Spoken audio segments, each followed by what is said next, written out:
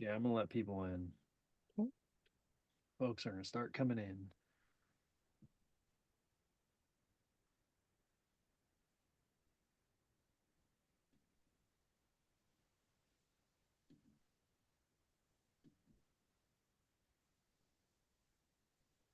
Welcome everybody as you come in to this gathering around executive leadership turnover. I'm gonna keep letting folks in. It's Feel free to put in the chat who you are and where you're coming from. There'll be several prompts throughout this presentation to get your insights around transition. But let us know who you are. Go ahead and drop your name, where you're coming from, as I let people in the room.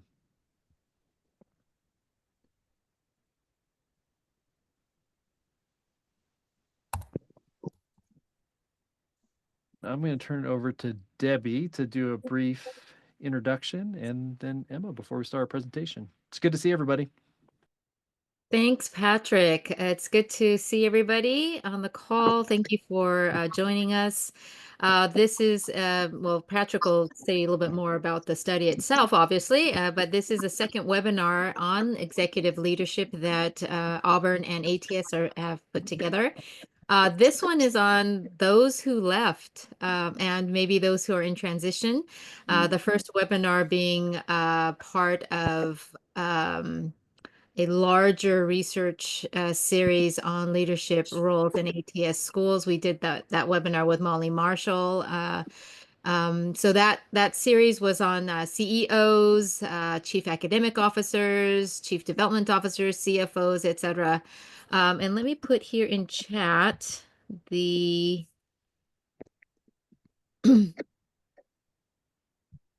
Here is, if you go to this webpage and scroll down to school leadership, you'll be able to see the different final reports there. Oh, I forgot to mention, I am Debbie Jin. I am ATS Director of Research and Faculty Development. Okay, lob it back to you, Patrick and Emma. It's great to be with y'all. It's good to see you. Thank you, Debbie, for the kickoff. I'm Patrick Reyes at Auburn Theological Seminary. Serve as the dean here. Have been here for a couple of years now. I've formerly with the Forum for Theological Exploration, so I've met some of you through that work, and grateful for y'all to be here as Auburn has relaunched itself back into research and the study of theological education. And I'm going to introduce Emma Jordan Simpson, our president, before sharing some of what we found in this last study of executive leadership turnover. Hello to all. It's really good to see your faces and to see all of the names. And my name is Emma Jordan Simpson, and I think I am a part of some of this transition. Not those who left, but those who are coming in the midst of so much change. My tenure started with Auburn in 2021 in the midst of the pandemic, and I'm just really excited to see you all and looking forward to this conversation.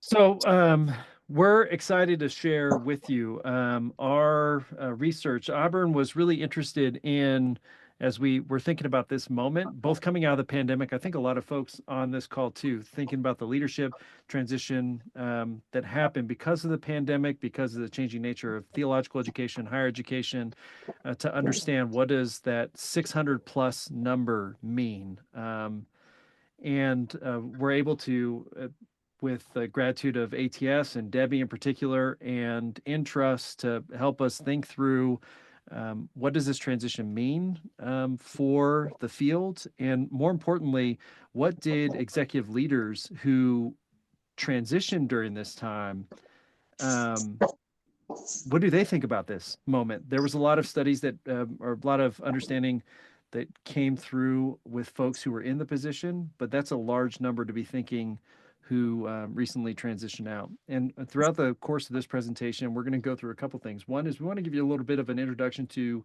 who Auburn Theological Seminary is and what we have done historically for the field. We want to talk a little bit about the research studies about executive leadership. I see Dr. Marshall on here. Debbie, of course, have provided great research reports. So kind of give an overview of some of the field work that we were doing. We want to talk a little bit about the findings and resources. We commissioned the Very Reverend Dr. Michael DeLashmutt at General Theological Seminary to conduct this study, to do interviews with those who have recently transitioned. And then we want to talk a little about next steps, ways that Auburn can support your work or ATS can, and think about this in terms of the ecosystem. How are we all working together to create a better ecosystem of leadership pipeline and seeding the future for theological education that the world needs and our churches definitely need. So I'm going to kick it over to Emma to talk a little about Auburn. Thank you. And this photo that you see on the screen is this one of my favorites. It's a photo of our cohorts of emerging leaders. These are young people. I say young, I guess I'm feeling older these days, 20 to 35 years old. Who are also some of our greatest assets, our power, our superpower, I guess. These are people who have accepted and are finding ways within their own tradition of leading with love in all the places where they are. So, but just to share a little bit about Auburn Seminary. This is a Presbyterian-rooted seminary now, historic ties with Auburn, New York, and an active covenant with the PCUSA that we are doing our best to imagine and to cultivate. We talk about Auburn as a 10-generation institution, founded in 1818. And recently we had the opportunity to go up to Auburn, New York. The campus has been in New York City since 1939. We had an opportunity to go up to Auburn, New York, to delve into the archives that are there at Willard Chapel, and to try to get a sense, a feel of the area and why it is that Auburn saw itself historically as the seminary that would cultivate hardy ministers, hardy leaders for the frontier.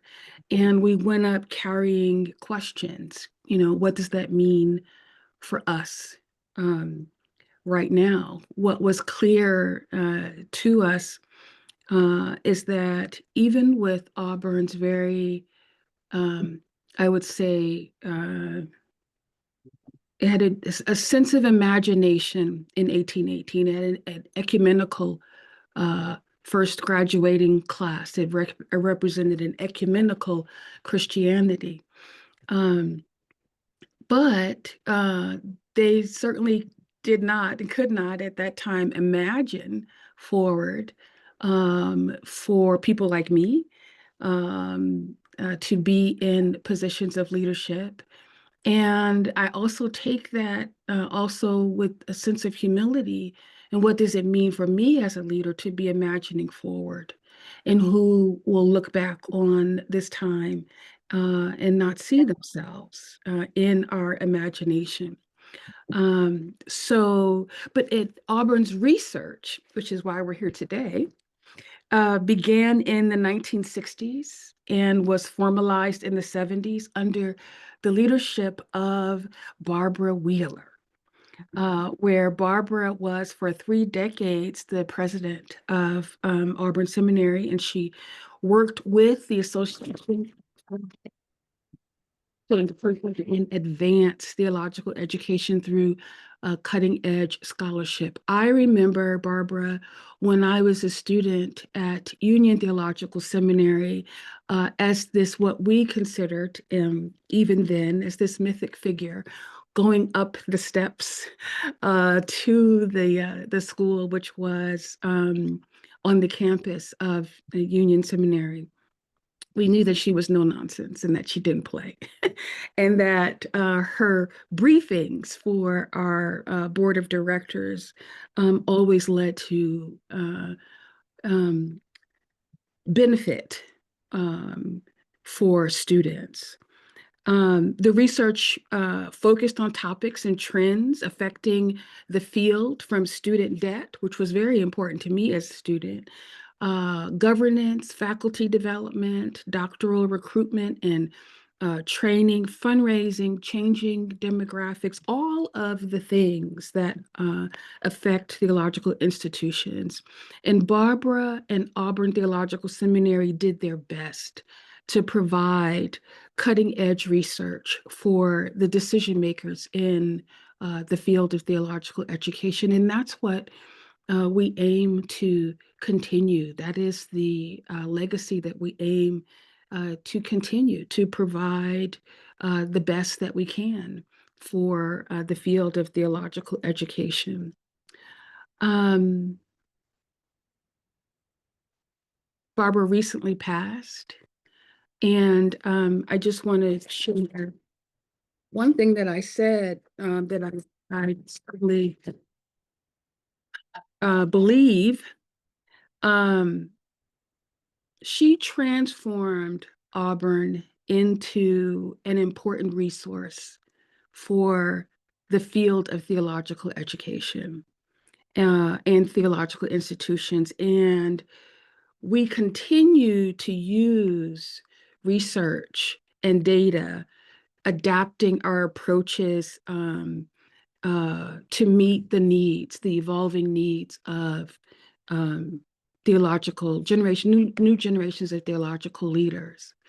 I think that is really the call, to continue to do that, to use data and research to meet the needs of new generations of theological leaders, and to do it now with an intentionality for those who are arising in a world that, and I hate this phrase, now more than ever, right? But in a world that now more than ever needs for us to consider theological education as a call to action. This is an incredibly changed world, tectonic plates changed world, and theological institutions have to reimagine how it will engage these new generations. And Barbara certainly gave us an incredible foundation, a credible example, legacy, resources, and tools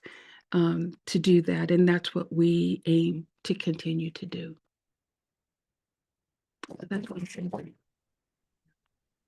Thanks, Emma. And as we launched into this executive turnover study to really understand the moment, this is that quote that from Frank Yamada of ATS's executive director that we're really wrestling with, that since 2017, we've seen about 600 transitions into the top 2 positions in ATS schools. There's only 270 of us.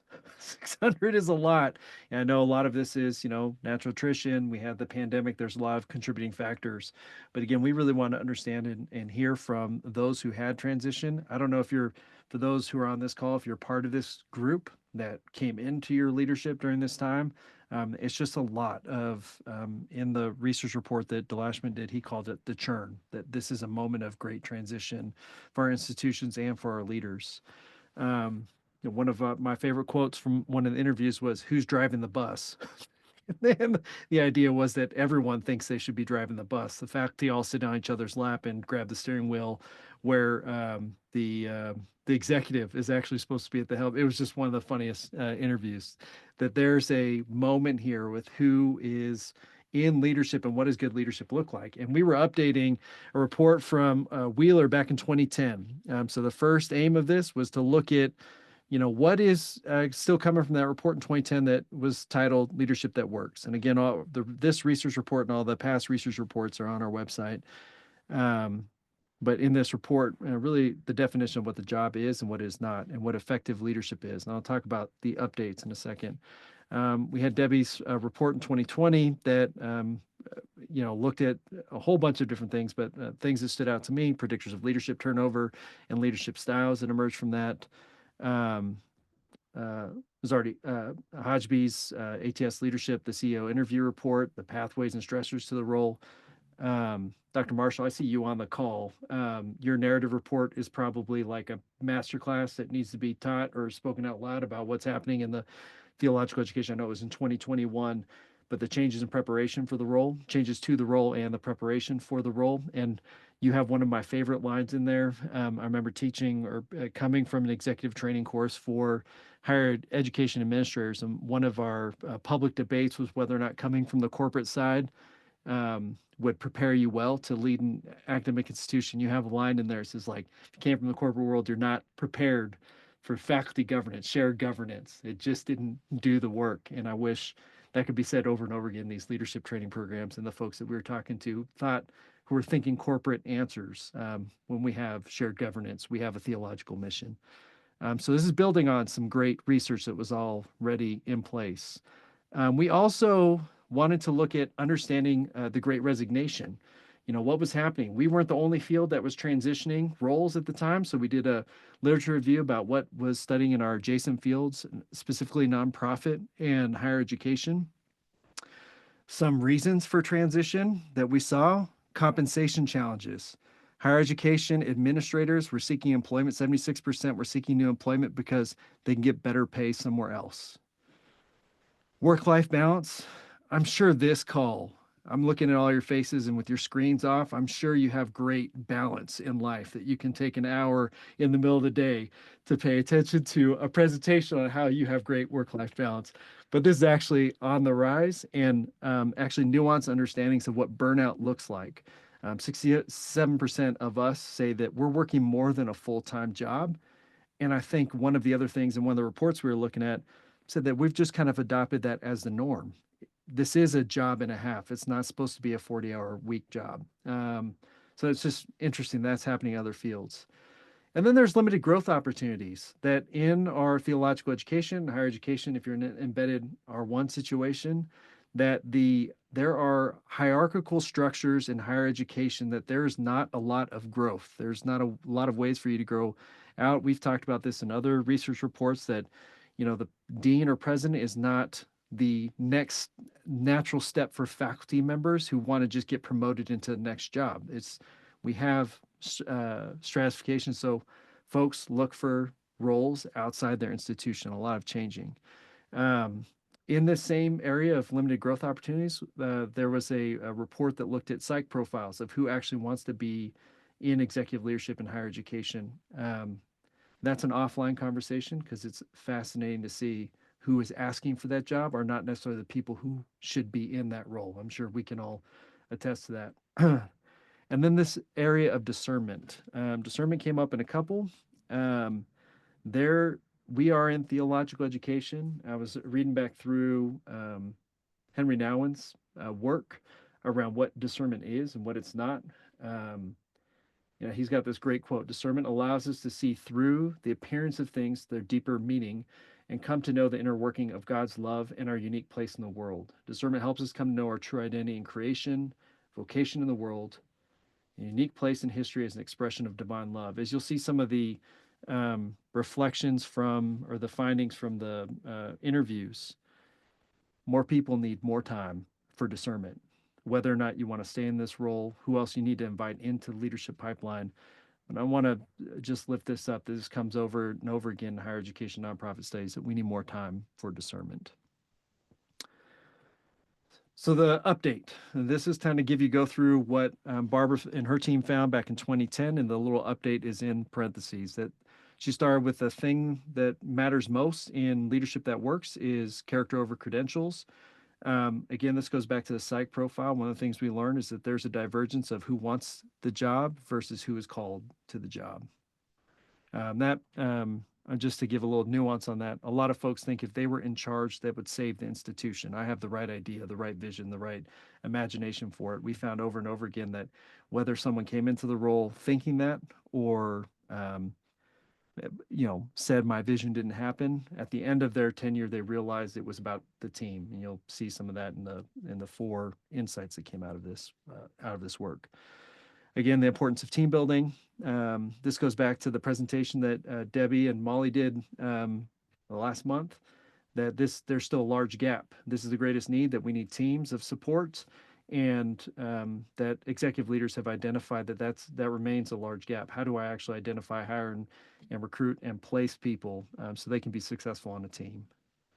Faculty relations. Again, I'm going to go back to Dr. Marshall's quote in her report, the narrative report. We'll send it out as part of the resources, but faculty relations tends to be either a big gift or an inhibitor for the type of culture the institution needs to make or needs to have in order to be successful. Fiscal responsibility. There was nuance to this in our findings, that there's greater support needed, that it seems like the financial reality that many institutional leaders have found themselves are even more complex. How we navigate properties, endowments, stressors. That'll come up in the case with fundraising and advancement, that there's rising costs to providing the type of education we have. With the decline in enrollment means that the business model is even more fragile, and the answer can't always be just to fundraise your way out of it, even though that was a stressor for a lot of the executive leaders. Visionary leadership. This was challenged. So this is in 2010, that we needed visionary leaders, people who could cast a vision for the organization, institution. So many of the leaders that DeLashmutt talked to said they wanted visionary teams. Again, you need folks all across the institution, from board to executive leadership to staff, faculty, and even students, really kind of pushing a broader vision of where the mission should be headed. Self-care.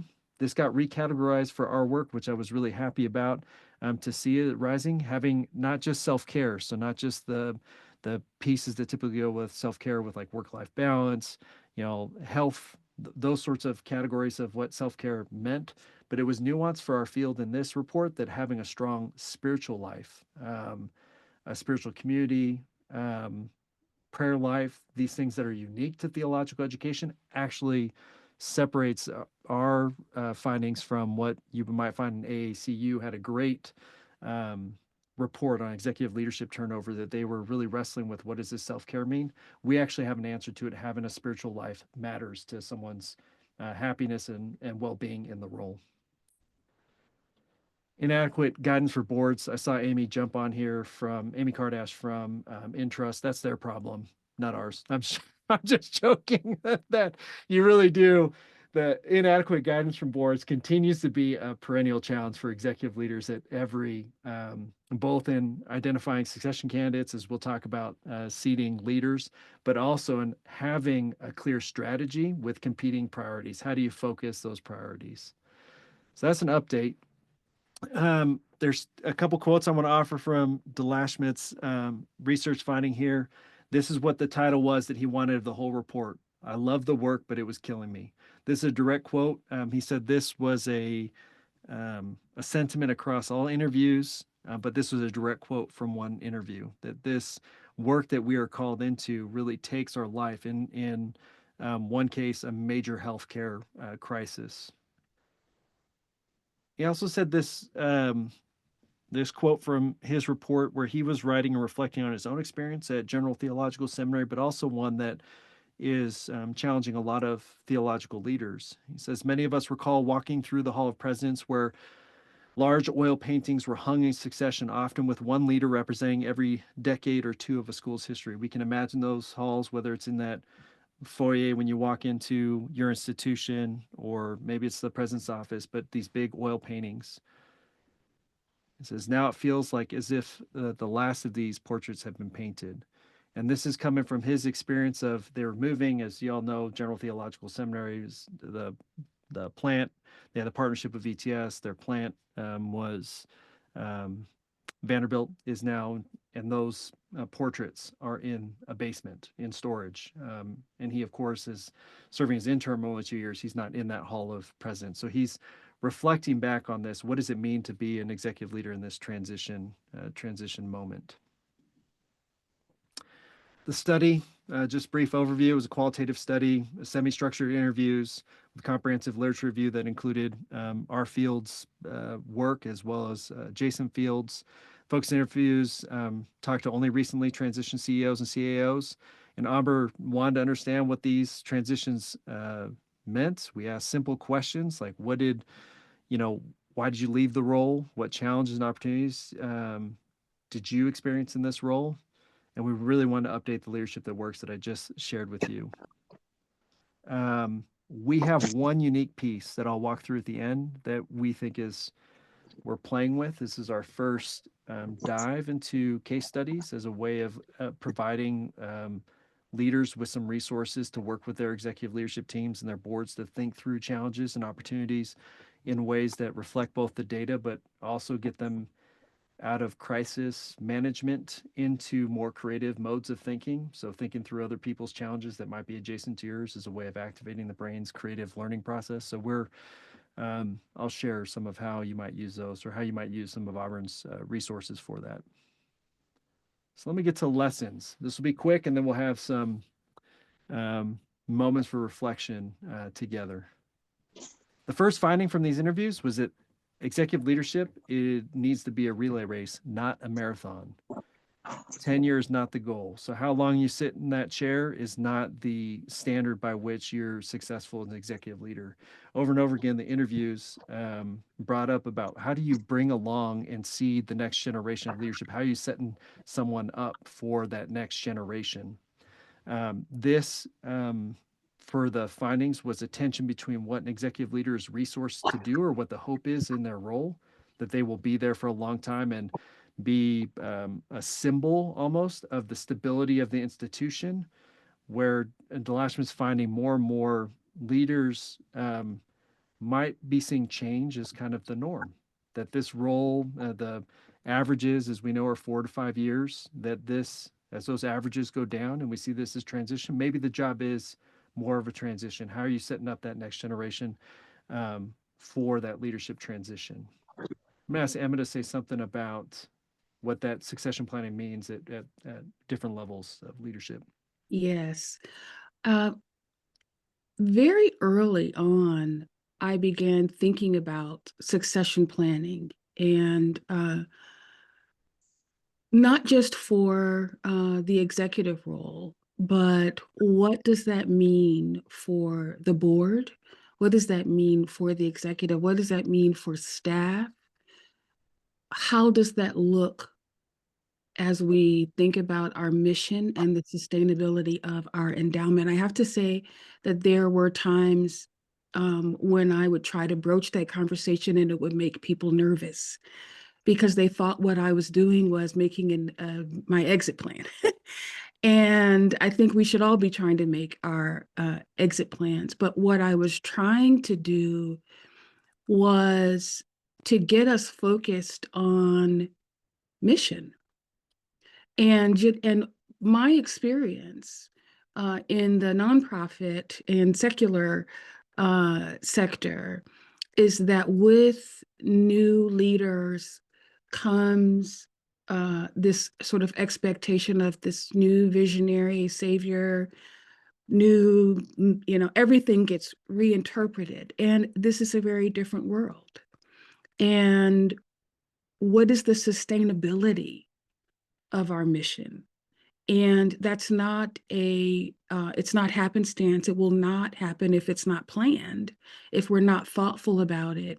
And so I've been very clear that succession planning is a key responsibility that I have, and investing in my successor is how can I say it is delightful.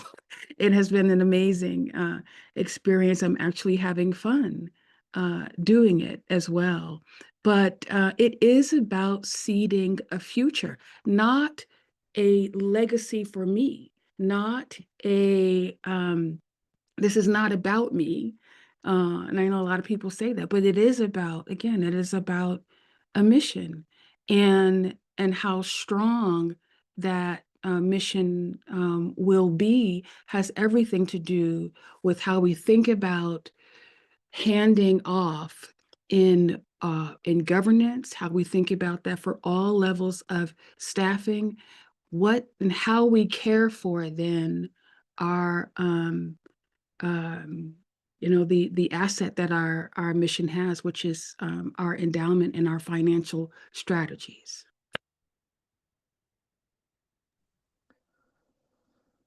So that's relay race, and not a marathon. That came up over and over and over again in these interviews about how do you set up that generational approach to leadership transition, the human-centered approach to leadership. Let me go back to the thing that holy work deserves holistic approaches to leadership. This seemed to capture this theme, a human-centered approach. Was everything from how someone embodies the role to how they live out their daily life. It was this kind of broad category to capture leaders expressing the desire to be a whole person, to have a life like outside of the institution where they were expected to be like an ER doctor, always on call and living upstairs and being able to answer and respond to every crisis, being able to have their own relationships outside the institution, and in some cases, really lamenting the fact that the board, staff, students couldn't see them for more than their role outside outside of that work, and so they're hoping for this. And this was only exacerbated by the idea that we have too many roles, too many jobs. So I'm going to pull a slide from the last presentation around what it does the executive CEO do. And so this is from, I think, Debbie, you and Molly shared this slide last time, but the CEO's primary responsibilities. Now, I want to say a little bit of nuance and why I was appreciative for DeLashmutt's qualitative study, understanding. In this moment when he's doing this sort of work, he's getting a lot of metaphors. We're a field that is good for metaphors about what the job is like. So I'm going to ask, for those who are still paying attention on this call, what's a metaphor for the role that works? We got parents. We had air traffic controller. We had all these great metaphors. If you had to give a metaphor for what the role is like, go ahead and drop that into the chat. I'm going to stop sharing my screen just a second here and wait for some folks to populate this chat with what's a metaphor for this role.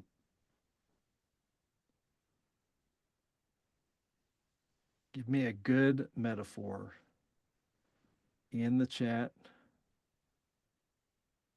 Type it out. Not just to me. I got the one that said train train conductor. I don't even know how to train means. It's moving without us. I don't know what that we do with that. Middle school band director. I love that. What else do we have? What other metaphors might work here? Herder of cats. Look, we got two herders of cats.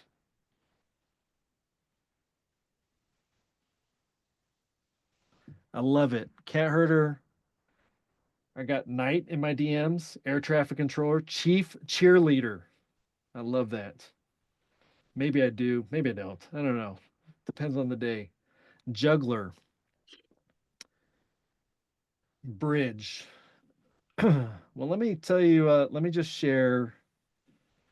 I put all these into ChatGPT to find out what are all the things that qualitatively, what would be an image for all the roles. I'm just gonna see how this sits with this group. This is what I got back. The Hydra.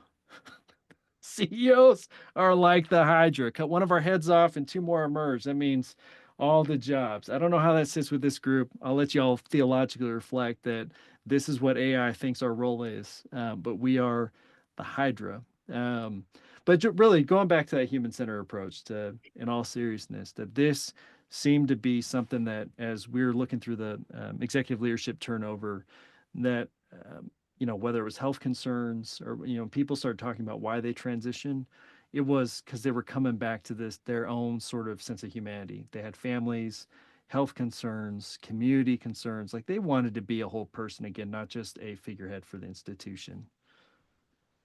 Patrick, Yeah, sorry, go ahead, Debbie. unscripted. Just wanted the human-centered approach, kind of in that positive way that you were talking about, it kind of wanting to come back to their family and, what's really important in life.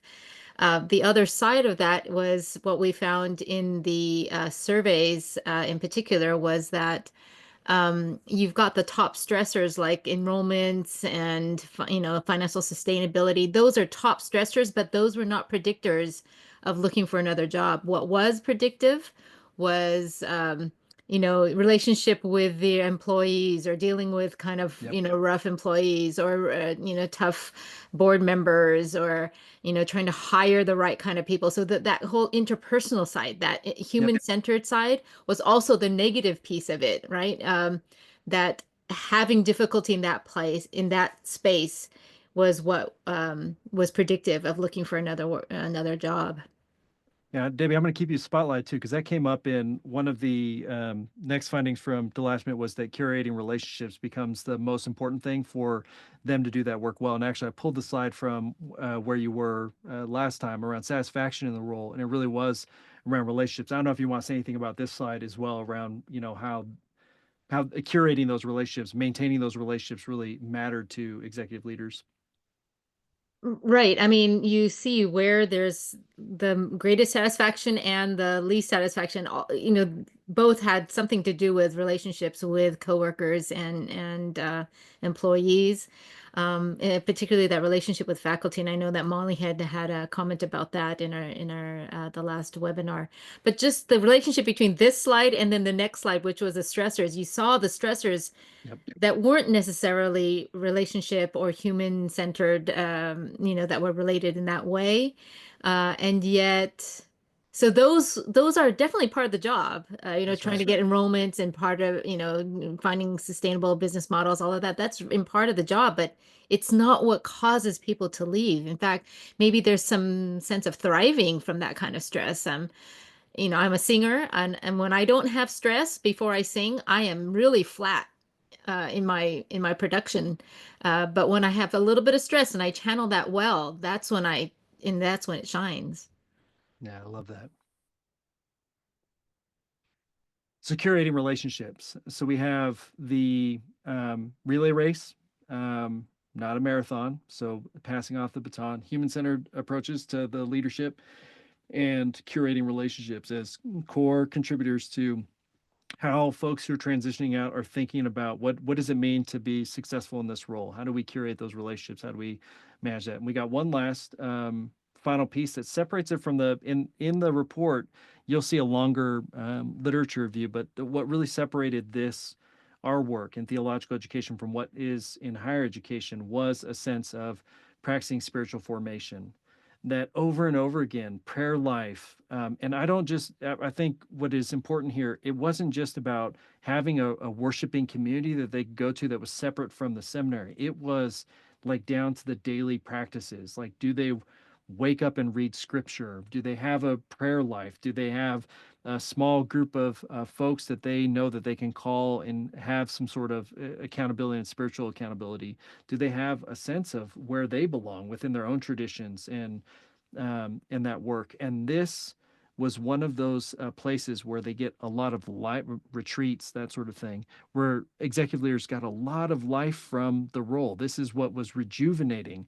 And yet they said this was one of the first things that they gave up on the day-to-day work, because answering emails is more immediate, whatever those sort of pieces are. But this was one of those findings that I think for our field, and I think for other fields as well, we offer a real gift for how we approach this work in executive leadership. I'm going to ask Emma to say something about spiritual formation.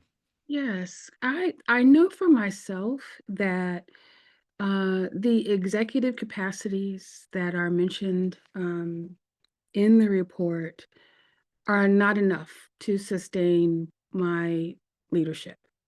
Whether now in this space of a theological institution, or and maybe I learned this in the secular and nonprofit space, that I needed more.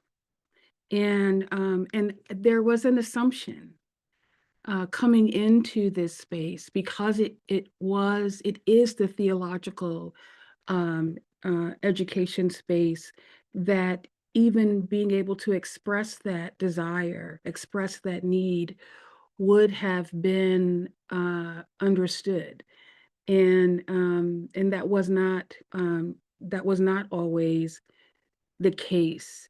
So what did it mean for me to feed my spirit?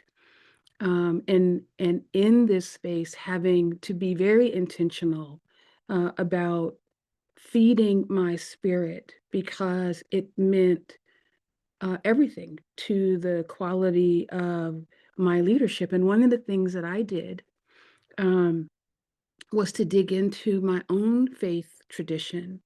Uh, and singing the Negro spirituals it is just life-giving for me, because those songs um, for my people rose above what was the noise of their day.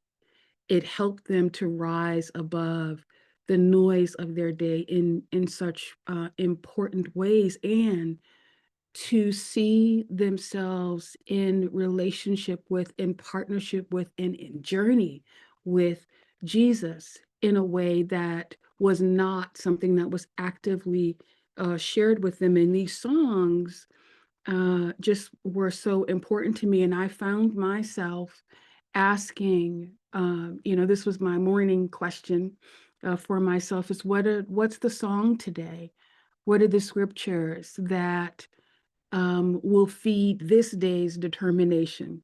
Because it is a this day's determination to live in hope, to show up in love and in joy, to see my colleagues not just as employees, but to see my colleagues as human beings who are also grappling with a world that is changing before their eyes, in ways that they don't always understand, to claim my own humanity, and to insist on seeing and experiencing my own humanity in a space that sometimes only values productivity and the end result.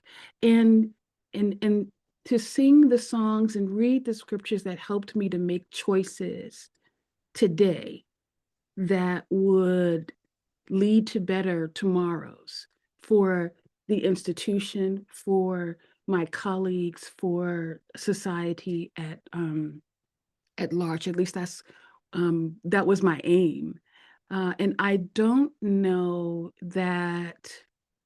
Um, well, I'll say it like this: I absolutely had to do that in other spaces that did not claim a faith or spiritual tradition. Um, and I wasn't expecting that I would have to really work at it as hard as I did in the space that many people are claiming spiritual traditions, and sort of leave those outside the door sometimes. And so what does it mean? What did it mean also to make room, to convey continuously to colleagues that your spiritual life matters, and that this work can deplete and exhaust you if you also are not connected to the spirituality that grounds you.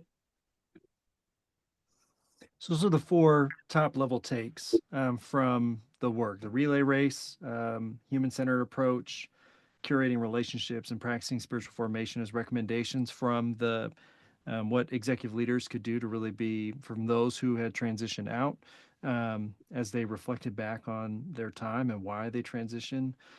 We tried to do something new and tried to do it in an anonymous way so that way you all could benefit from these experiences without doing direct quotes. A lot of transitions aren't easy or smooth, as we know.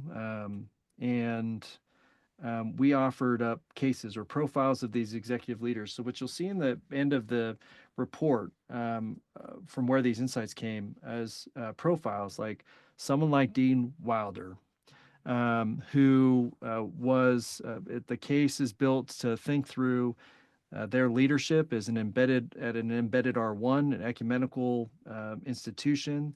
They were going through long-term strategic planning. They required deep relationships with the faculty, and were wrestling with that. This is where that quote came from. They loved their job, but it was killing them on the day-to-day. And they were wrestling with this question that Cal Newport talks about in Slow Productivity: would hiring a COO help the team? And whether or not to make space in the budget for that. And so this case, if you're working with them, there's 7 of these cases. Working with Dean Wilder, the question there really would be, how would you think through this? How would your institution think about, is it adding another person to the team? Is it worth the budget hit in order to alleviate some of the stress? Dean Wilder's, that case in particular was, I love the job of working with faculty, external relationships, but the day-to-day, quote unquote, administrivia was a little overwhelming. We have someone like Chancellor Faulkner, who was at a standalone evangelical school, went from the faculty member to the executive. They were building the leadership team while championing the mission. It's kind of like a best case scenario. They lived and breathed the institution, loved it. They relied on other folks. This is someone who, in Daniel Coyle's work on the culture code, gets it right. Just knows how to build a culture of team moving in the same direction. They have a strong CFO. They recognize their weaknesses, and they built a deep relationship with their CFO to do that well. We have a president of a standalone mainline seminary, went from dean to president. So this is part of that. There was no upward trajectory where they were, so they went to a new institution. This case in particular is what Michael Crow and Debar's in The Fifth Wave write about. Someone wrestling as a freestanding institution. What is the next wave of theological education? How do I get the institution there? And what I love about The Fifth Wave is they say, we actually don't know. And this leader is wrestling with what does that mean in an institution and not know what the next step is, but knowing change has to happen. And how do you navigate those? And in this role, it was really, really hard because I don't know if anyone on this call just has all the resources in the world, but they're navigating. We didn't have financial resources. We didn't have clarity from the board about where the strategy should be. I didn't really know what I was doing. Those sorts of things came up and trying to navigate what the next step of theological education might look like. And they had they named some things out loud that we have a hard time doing, especially for those who are in the role. Grief and desire about what they didn't have that challenged their strategic prioritization. Like, what if we just were like, and then they would fill in the blank and name that other institution. So these cases, we have 7 of them. They're built out to try to give you a sense of what types of leadership are for you to start, cultivating your imagination around where the insights might come from, and then work with your leadership teams. We have some ways to use this, your own spiritual discernment, how you might think through. There's some prompts on our website around that. Spiritual practice with your leadership team. Sometimes this is what I was talking about in our own work, thinking through creatively solutions for someone else's problem actually activates the creative ways that we engage as leaders. This might be a nice way for you to kind of, if the problem looks like something you might be having to put to your leadership team, how about we solve this, as a way of activating them, thinking about that. At Auburn, our leadership development, we use simulation as a practice. So if you want to do an hour-long simulation, you want to work through these, let us know. I'm happy to walk you through that pedagogy to actually develop your team's capacity to think through big challenges. Offer your institution as a case study. There's only 270 of us. We're all navigating change. I think one of the gifts of this research report is that relay race, not a marathon, means that the more that we can think together as a field, the better the field will be, which is strengthening the field is what we're up to at Auburn. Opening up that research report, data plus intuition, makes a case for reducing noise. The decisions that you all are making, micro decisions on a day-to-day level, happens so fast that great reports are fantastic. They'll help you think a little bit more creatively. But I imagine y'all will shoot off probably 100 emails today, making decisions, quickly that would, small moves make for the averages that your institution are leading through. So keep coming back to the data, but also how do these things inform your intuition and building the case for better seeds. If you're going to walk away from this presentation hearing one thing from our research report, succession planning has to happen at every level all the time. Thinking I'm the only one who can do this. I'm the only one who can save this institution, who can lead this institution, who can change this institution. All the data, all the research is very, very clear. That is a fool's errand. So how do we support each other in that work?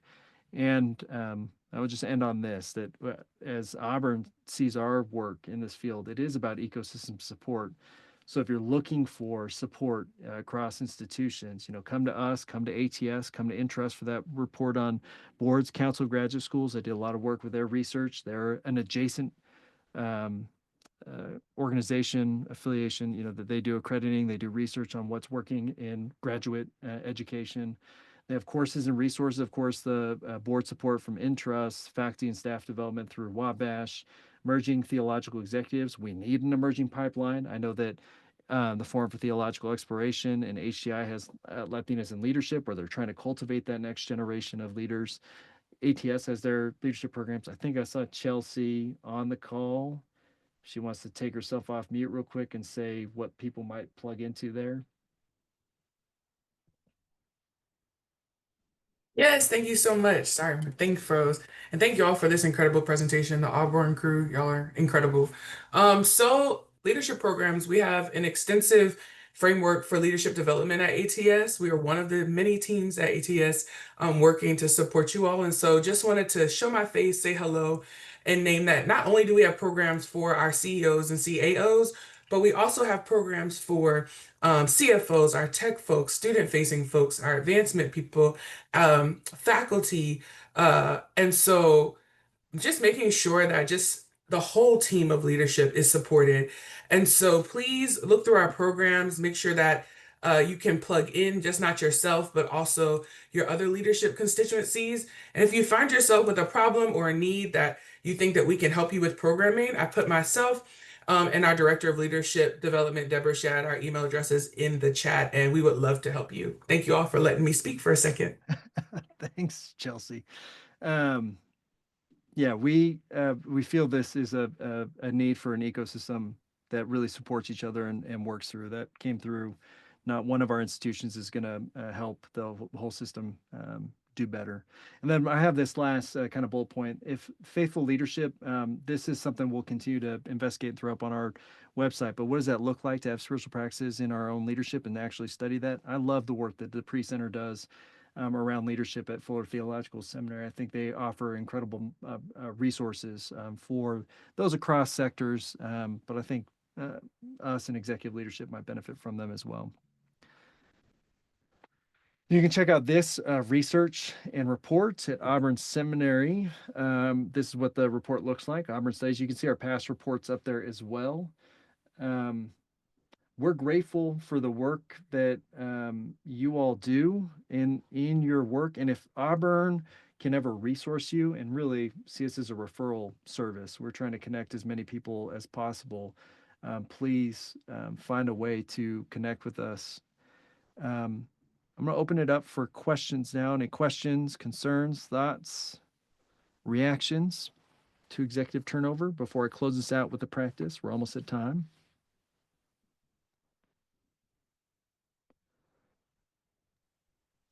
Thank you for the presentation and sharing the PowerPoint. Absolutely.